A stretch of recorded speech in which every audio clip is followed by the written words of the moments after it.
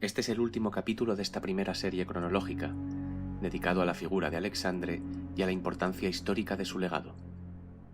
Tras la muerte de Omaitzoe en Clermont-Ferrand, los ejércitos de la Irutsie, guiados por Alexandre, se encaminaron hacia Caide, liberando las principales ciudades de la península casi sin oposición. La población les recibía entre vítores, pues por fin se han librado de la cruel opresión paya. Alexandre fundará Betis, que quiere decir es del Be, hoy Sevilla, que será capital del reino de Betanie, hoy Andalucía. Y lo será con esta bandera, que más tarde adoptará al-Ándalus. Esta es la bandera de Abderramán III, que la gobernó, verde, blanco y águila, todos símbolos veres por si a alguien le queda alguna duda de quiénes son los omeyas, pero es que sigue siendo así la bandera andaluza actual, que muestra también su escudo, diciendo Dominator Hércules Fundator. Hércules es, como vemos, Alexandre, que domina a los leones payos y funda Betanie. En Betis se construirá una gigantesca torre para conmemorar la victoria de Troya. Esta será llamada con el paso de los años Egiralda, y estuvo en su día coronada por una enorme estatua de bronce de Alexandre a caballo, con su casco aladi, atravesando al Patari Payo, el dragón, con su pica troyana. Este es el Ortsiruco Godín, el tridente de Dios. Esta estatua, repetida en millones de obras de arte, es lo que hoy conocemos como San Jorge, que viene de Harry Cain Jauregui, literalmente colocado encima de la basílica. Todavía hoy, San Jorge es el patrón de Rusia, donde se le llama George Povedonosets, el que lleva la victoria, y también es el patrón de la mayor parte de países eslavos, de Inglaterra y de Cataluña. Lo que hoy hay sobre la Giralda, el Giraldillo, no tiene ya nada que ver. Fue puesto por el Imperio Español tras arrebatar Sevilla a los musulmanes. Por eso lleva una hoja de palma, símbolo payo, en la mano. Finalmente, Alexandre entra victorioso en la fabulosa Caide y en el enorme palacio del emperador, el Suduma, al que los lores ya le han arrancado todo el oro para guardarlo en sus cuevas. Se renombrará la ciudad como Cades. A la entrada del puerto se erigirá una gigantesca estatua representando a Alexandre atravesando al delfín con su tridente troyano. De esto se hablará como Kalotsirrudi, lugar de la famosa estatua, nombre que en el futuro los historiadores confundirán creyendo que se trata de un coloso en la isla de Rodas. Así Alexandre es Neptuno o Poseidón, el recuerdo que nos queda de aquella estatua y de aquel hecho. Dirigiéndose a la playa, Alexandre dará un discurso a sus soldados y a la población de la ciudad, considerando finalizada su misión en esta reencarnación y anunciando su futuro regreso en el que volverá para juzgar a la humanidad. Amén Egi y Salún, el verdadero poder es el poder final, dice.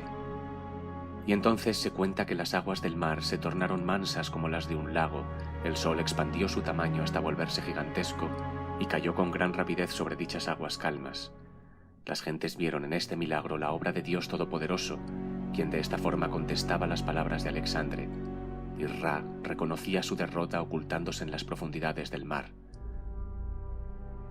Será Alexandre quien funde frente al pico Hidago, el actual Mulhacén, un conjunto de palacios y fortificaciones que se llamará Alamovera, la poderosa de la Movere, hoy la Alhambra, que incluye la Alcazabe, hoy escrito Alcazaba, y el Alcázar, la casa fuerte del zar. Por su inmensa belleza, Granada será la joya de Betanie.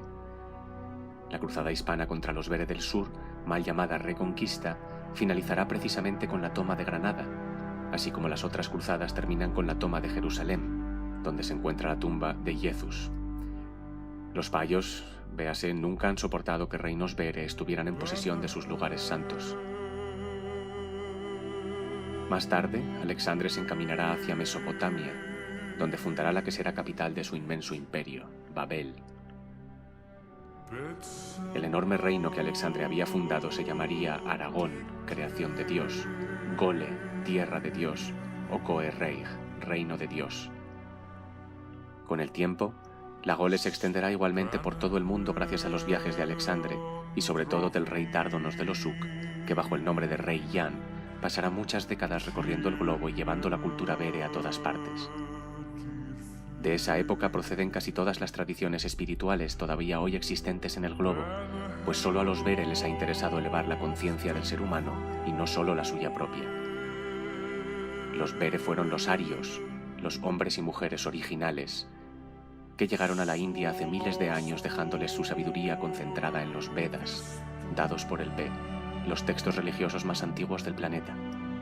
Los arios hicieron prosperar a la antigua Putaní Paya a un nivel inconcebible, y harán lo mismo en todas partes.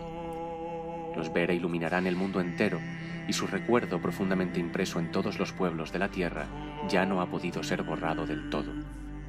La tradición Bere se encuentra en el corazón de todas las religiones. Quetzalcóatl en América, Krishna y Buda en la India, Zoroastro en Persia, Lao Tse en China, Jesucristo en Occidente. Todo esto es real. El ser humano tiene el potencial de llegar a ser infinitamente más de lo que es por su propia voluntad autocreadora. Ahora podemos entender por qué los payos son paganos, porque no creen en la capacidad creativa del propio ser humano.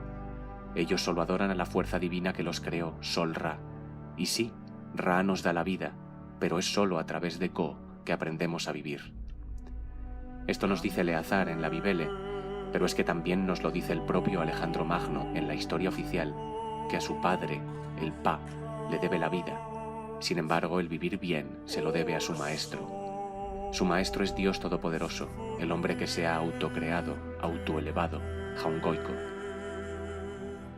Pese a los numerosos intentos de sus enemigos, la figura de Alexandre nunca ha podido ser borrada de la historia. Son innumerables los mitos y leyendas antiguos que se refieren a él o a su gesta. Es así, por ejemplo, que de la destrucción del templo de Delfos hacia el año 600 a.C., solo se salvó el mito del dios Apolo matando a la serpiente Pitón, que había sobrevivido al diluvio y guardaba el oráculo. Apolo es Alexandre, que mató a la Paitón, el segundo imperio payo, que efectivamente había sobrevivido al diluvio. Hemos dicho que Alexandre también es Heracles para los griegos, o Hércules para los romanos, un semidios que persigue la inmortalidad. Hércules, ya de niño, vence a 2 serpientes mandadas por Hera para matarlo, y más tarde, entre sus 12 trabajos, ha de matar a un león, el león de Nemea, a una hidra de 7 cabezas de serpiente, y ha de capturar al toro de Creta, además de robar los toros y vacas rojas de Gerión en Cádiz, como ya dijimos en el anterior capítulo. Curioso que la leyenda oficial de Alejandro Magno también nos lo presenta de bebé agarrando a una serpiente que se iba a colar en su cuna por el cuello, pues Alejandro Magno, se nos dice, admiraba profundamente a Heracles. Al igual que Julio César, lo que todos ellos admiran es la capacidad de la luz apolínea de imponerse sobre la serpiente del caos material. Estos son los principios eternos que hay detrás de estos mitos. También de Grecia procede el mito del Minotauro, a quien se hacían sacrificios de doncellas en Cnosos. El héroe Teseo habrá de internarse en el laberinto payo para derrotarlo y acabar con los sacrificios, y sale de ahí gracias al amor de Ariadna, el hilo que le tiende. La perdida gesta de los Bere se recuerda también en la leyenda de Jasón y el Bellocino de oro. El Bellocino es un carnero de oro celestial, un Be, muerto y perdido en tierras lejanas, colgando de un roble y vigilado por una serpiente y 2 toros. El carnero ha de ser recuperado para que Jasón, que quiere decir buen propietario en el Engoa, pueda reinar y así retorne la prosperidad a Grecia. El Bellocino se encuentra en la Cólquide, ese reino al este del Mar Negro que también se llamaba Iberia en el pasado, la Iberia Oriental.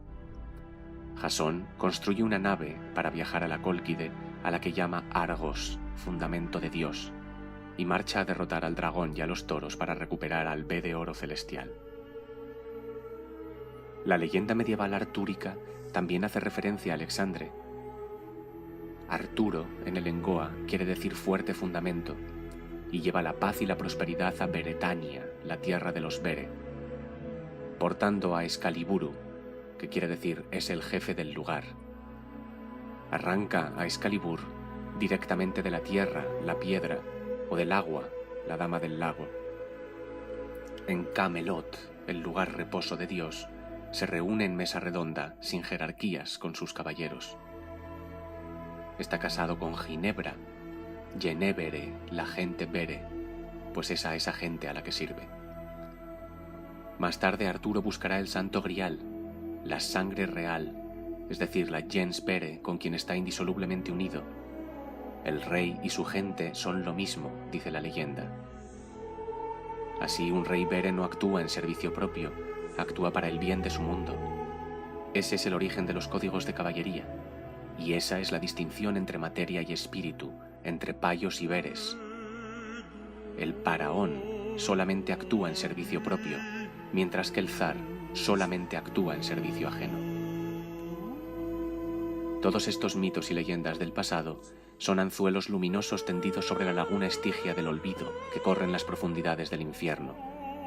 Anzuelos capaces de enganchar a las almas perdidas que hoy vagan sin esperanza, hundidas en la ignorancia y el sufrimiento, y de elevarlas sobre esta perdición, de sacarlas de la corriente infernal. Gracias a Alexandre, los bere dejaron esa impronta en todas partes en el planeta. Esa es la religión auténtica, y las distorsiones efectuadas por los payos no han impedido que el mensaje esencial esté todavía visible para quien sabe ver. Los payos se han inventado troyas totalmente materialistas, trolas, y se han burlado de Alexandre, identificándolo con el diablo, el diabele, que lo representa con su tridente troyano y sus cuernos de carnero, pero de forma brutal y horrorosa, en un intento de alejar al pueblo de su figura mediante el miedo. El carnero será demonizado, al igual que lo será el número 13, que son los años que duró la guerra de Troya, y también son las fases de la luna en un año. Ese número es importante para los bere, por tanto, y maldito para los payos, a quienes les trae mala suerte, se dice, pues el 13 hace referencia tanto al golpe de la luna como a su derrota en los campos de Troya. Nos cuenta hoy Oliver Stone que Alejandro Magno pertenecía a un pueblo militarista, Macedonia, cuya única virtud era la violencia, y que al llegar a Oriente se dejó cautivar por una cultura más profunda, la del Este. Profunda porque hacía orgías y disfrutaba de los placeres de la vida. Alexandre se nos presenta como un niño de mamá, con graves problemas emocionales, incapaz de amar a una mujer y dedicado a sodomizar al hombre de quien está enamorado, Hefestión. Es infantil e impulsivo, y en un arranque de ira llega incluso a matar a uno de sus compañeros, Clito. Esa es la historia oficial. Pero si fuera así, ¿quién recordaría a Alejandro? Alexandre será traicionado por un comandante de su guardia, Iurri, de donde viene el actual Judas. Alexandre será atado bajo un puente cerca de Babilonia y dejado morir de hambre, como él hizo en su día como Maitsoi. Este será su calvere, Calvario, que quiere decir el lugar del bere, que hoy recordamos como la crucifixión de Cristo. Por supuesto, en el recuerdo cristiano se ha borrado la obra de Alexandre y se entroniza solamente el momento de su sacrificio y muerte. Solamente Cristo es Dios. Se cambia el águila milenaria de Dios Ve por una estúpida paloma inocua. Se enseña al rebaño a aceptar su desgracia poniendo la otra mejilla, y se persigue y mata a cualquiera que se libere y trate de liberar a otros, como hicieron por ejemplo Santa Teresa de Jesús y San Juan de la Cruz en su día. Ambos fueron perseguidos por la Inquisición, al igual que todos los místicos, alquimistas y magos que a lo largo de la historia han encontrado el Grial. La clave de la doctrina de la Iglesia Católica es que nadie puede iluminarse por sí mismo, solo Jesucristo lo hizo. El ateísmo tiene el mismo fin, te cuenta que eso, lo divino, ni siquiera existe, que el hombre siempre ha sido egoísta, que solo somos materia, que no hay nada más, y que la naturaleza misma humana es la explotación.